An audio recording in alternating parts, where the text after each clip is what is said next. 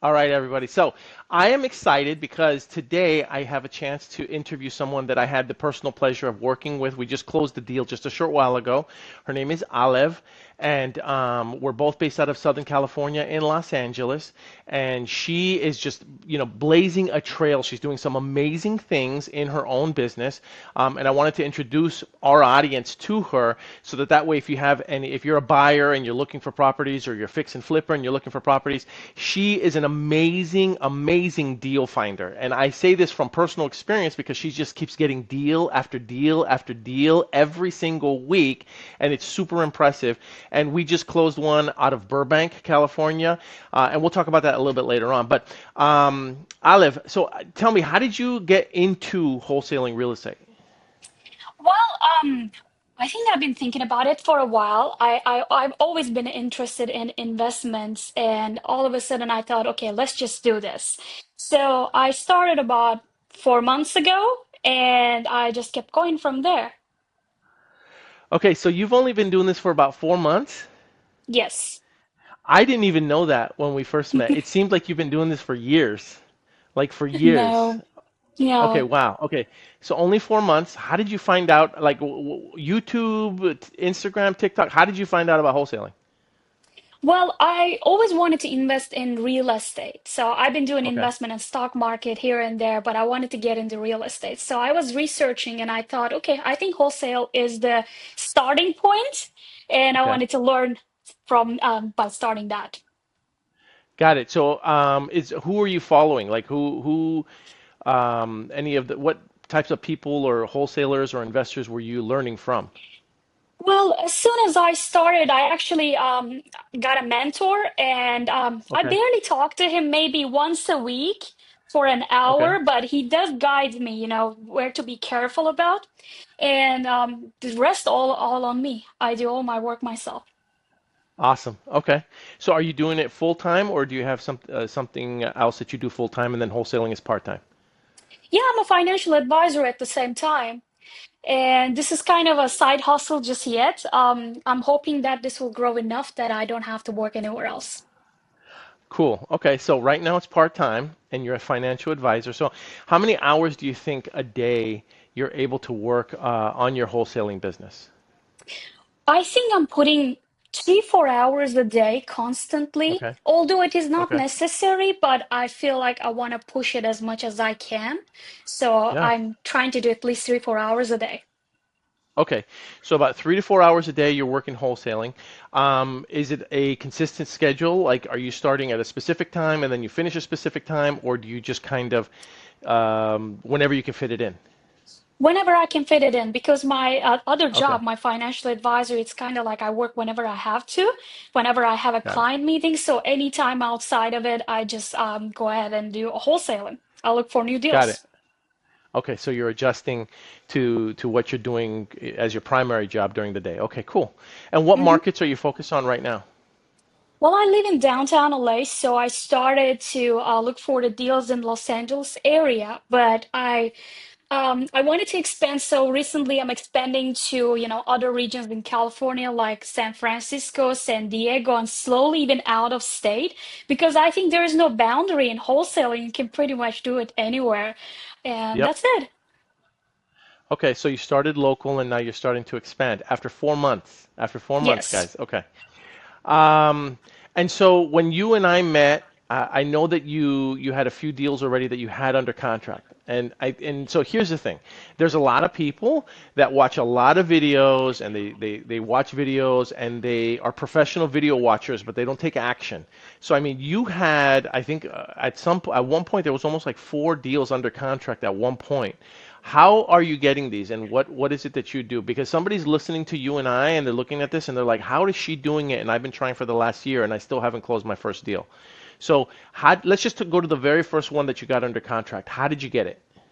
So I would say in the starting, I mean, although there are a lot of ways to get a deal, whether paid ways like marketing or where there are unpaid ways where you put your time into play and you go online on Redfin or Zillow, you find a deal and you start making offers on market, and you do get deals. It's just a matter of consistency that you have to keep doing it every day, and you're Right. gonna be able to handle rejection. You're gonna get a lot of it.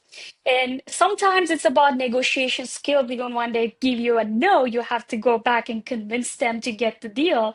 So it's a combination of everything. But for starters, I would say just, go online on the market, do your best offer and don't give up and keep going until you get the deal. It's gonna happen. I mean, it took me 2 months to start getting the deals. And I did lose a few of the contracts that I got in the beginning because I had no experience. I didn't do it right, but I did learn a lot. I didn't have the seller lose a lot of time in 2, 3 days. I was like, okay, you know what? I don't think I will be able to close this. So I would just drop it without causing any time loss to the seller. But then I started to, understand the numbers game and what's the good number to make an offer. And from there, I closed my first deal in the third month. Yep. Yep. Okay. All right. So I'm gonna press you just a little bit harder. So you're going after on-market deals. Mhm. What tools are you using to find the on-market deals? I go into Redfin. I Okay. So filter out I filter out the options. I go for the fixers mostly. The property condition is in a very bad situation, sure. and then I shoot an offer. I of course calculate the ARV. I do my deal analysis, and then I go and I make my best and final offer because I think we're still in the seller's market. They're not going to go too low. But sometimes it doesn't work. Actually, most of the deals I got, they actually got in the escrow first, and then they drop out of the escrow to come back to my offer. So I just make my right offer and I sit back and wait. Got it. Okay. Yeah. So when you make the offer, are you going directly to the listing agent, or do you have an agent, or do you have a license where you're submitting the offer yourself? No, I do not have a license. I typically ask the listing agent to represent me at the same time. So it's kind of double commission for them. It's kind of Yep. sugarcoating the deal so they can give the deal over to me. Got it. But Okay. sometimes So we they hop don't on. represent. Yeah, So, yeah, we've noticed that. Sometimes they don't. You're absolutely right. Okay.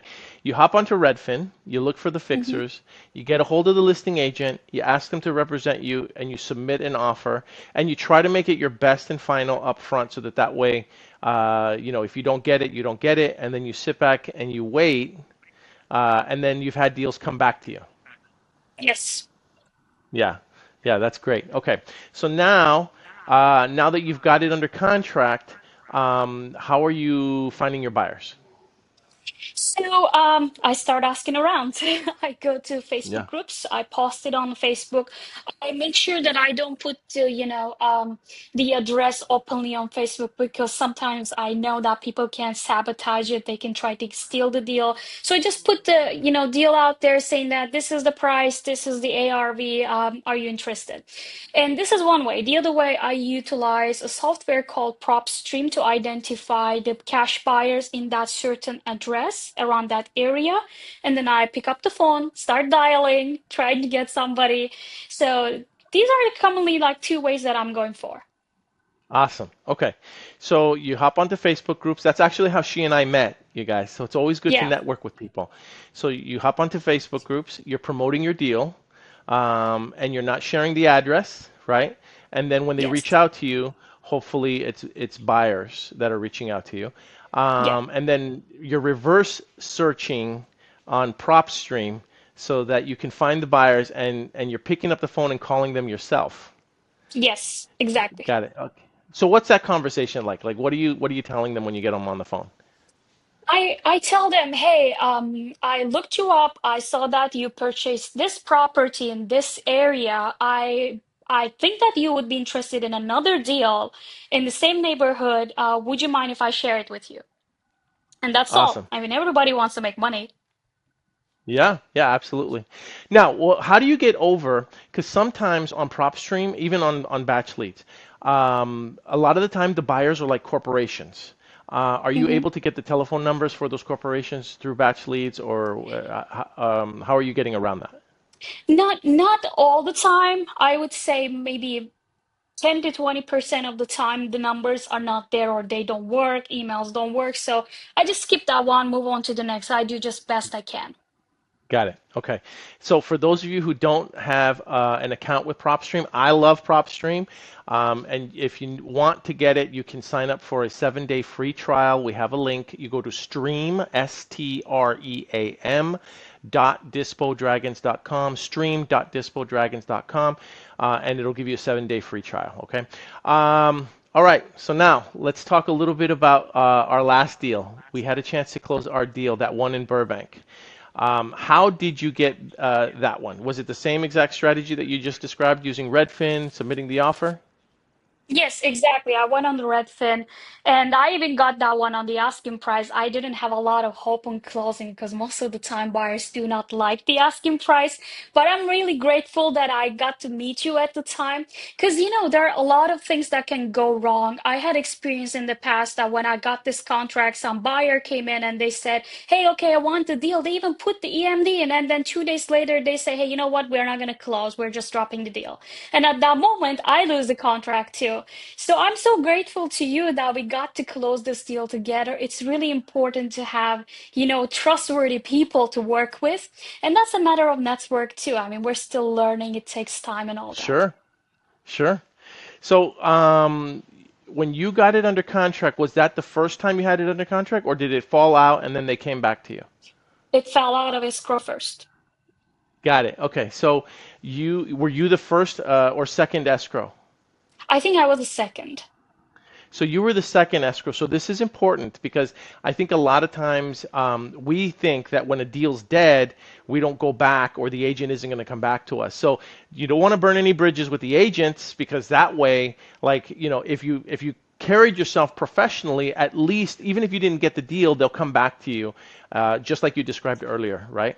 Exactly. Okay, yeah. So you had the deal under contract. Alev came to me, and well, I approached her first, and then we started working together as a team to find a buyer on this one. Now, for those of you who don't know, I use a tool called Investor Lift, and what we did was we put the property on Investor Lift, and we had quite a few buyers, but one of the ones that ended up purchasing it was actually somebody who lived just a couple blocks from the property. And so they went to the property, and then we were almost at the end of our inspection period when that buyer finally popped up, huh? Yeah. We actually missed the deadlines a lot. Like we were about a week late, I think. But I got a chance to, blame it on the agent because they were slow on their ends too. So I mean, it Sure. worked out. Everything worked out. You did an excellent job of maintaining communication and documenting everything that you did, all of your efforts. And I think that's important too. For the people that are watching this, you really want to make sure that you maintain communication with the agent and with the escrow company, because the minute that they don't hear from you, that's where they start to get really, really nervous. And Alev was on the phone with them. Even if they didn't answer, she was on the phone calling them, she was emailing them, she was texting them every single day during that transaction. So it worked out. Our buyer actually went to go inspect the property while the agent was hosting an open house. I think they were trying to get backup offers. Is that right? Yes, I think they tried to kind of kick us out of the deal because there were times that the agent did not respond to me for like 3 days, and I got the idea, okay, I think these guys are trying to get other, backup offers. So I Sure. I picked up the phone and I kind of grilled the agent on the phone and I told him, "Are you acting on my best interest? You're my agent too, or are you trying to kick me out of the Good for deal?" you. I mean, I'm Yeah. putting a lot of effort and time into this. Of course, I mean, if this is not going to work out, just let me know. So after that, I we got the extension right after that, the same day, and they started to work and everything started to roll. So it's all about, I think, communication because it's a business of trust. If they don't trust you, they will not move forward with you. As soon as they 100%. hear that you're a wholesaler, they're just starting to look around and try to find the end buyer. But if you if you're able to, assure them on the phone, hey, we are good, we're gonna close this, don't worry about that. As long as they hear back from you, they're gonna keep up the deal. For sure. And you demonstrated that the whole time, the whole time. I was watching it happen in real time, seeing emails and texts going back and forth and flying. So it was a very good experience to be a part of. So we closed that deal, you guys. That was an on-market deal. She got it. She went directly to the listing agent. We posted it on Investor Lift. We found an end buyer, and they successfully closed on it. It had a few bumps. There were some delays in closing, and she's right. There were some deadlines that we didn't meet, but in the end, it closed, and everybody was happy. So it worked out fine. So now you just picked up another property, and you got another one on under contract, right? Yeah, I think I'm getting one property a week now. So Yeah. let's see. Congratulations. Mhm. Congratulations. Okay. Well, Thank you. what do you think the best advice that you could give someone who's struggling right now, and they're just, they're trying, but they're just not having any success? What would you say to that person? I think the success in any business is like a 95% of your psychology, meaning that how you handle the situation, and 5% the action. If you know how to handle the rejection, because you're gonna get no 99% of the time, and you're looking for that 1% of the time the yes. If you learn how to handle that rejection, you're just gonna be consistent automatically, and you're gonna start getting the deal. So just don't give up, no matter what the consequences. Awesome. That's awesome advice. Okay. Well, listen, I'm gonna start promoting that new deal that we have. I'm gonna make sure that we get a buyer on it. You'll see it today. I'll send you the link, and then Okay. hopefully we can get this one closed very shortly. All right? Thank you so much. I look forward to Okay, it. Alev. All right. I'm Okay. gonna stop recording now. Hold on.